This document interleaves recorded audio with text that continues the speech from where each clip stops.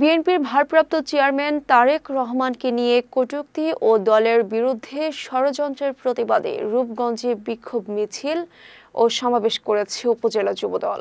শনিবার সকালে মোড়াপাড়া মঠের ঘাট এলাকা থেকে যুবদল নেতা আবু মোহাম্মদ মাসুমের নেতৃত্বে মিছিল বের হয়ে মোড়াপাড়া বাজারে গিয়ে প্রতিবাদ সমাবেশে পরিণত হয়। সমাবেশে মাসুম বলেন, তারেক রহমানকে নিয়ে কটূক্তি কোনোভাবেই সহ্য করা হবে না। যারা এসব করছে তারা গণতন্ত্র ও স্বাধীনতার শত্রু। তিনি আরো বলেন, 17 বছর ধরে মামলা হামলার শিকার হয়েও রাজপথ ছাড়েনি। গণতন্ত্রের জন্য যুবদলের আন্দোলন চলবে। এ সময় যুবদল নেতা সোহেল ভুইয়া, আজিম সরকার সহ অনেকে বক্তব্য রাখেন। বক্তারা সরকারের বিরুদ্ধে ভয়ভীতি ও কণ্ঠরোধের অভিযোগ তুলে রাজপথে প্রতিরোধের ঘোষণা দেন।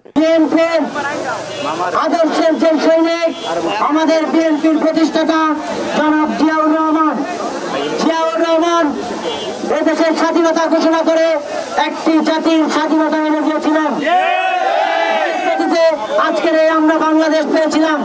আমরা দেখেছি বিগত স্বৈরাচার সরকার সহ আরো অনেকগুলো পাঁচাটা দল রয়েছে যারা জিয়াউর রহমানকে নিয়ে অনেক সময় অনেক প্রকার অপপ্রচার চালিয়েছে।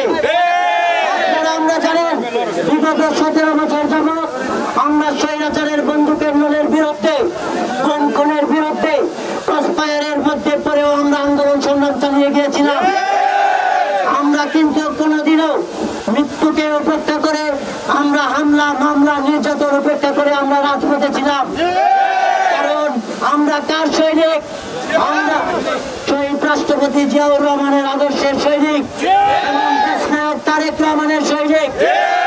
আমাদের নেতা জনাব তারেক রহমান, আমরা বিগত কিছুদিন ধরে দেখতেছি আমাদের নেতা তারেক রহমানকে নিয়ে বিভিন্ন প্রকার অপপ্রচার, বিভিন্ন প্রকার কটূক্তি চালানো হচ্ছে।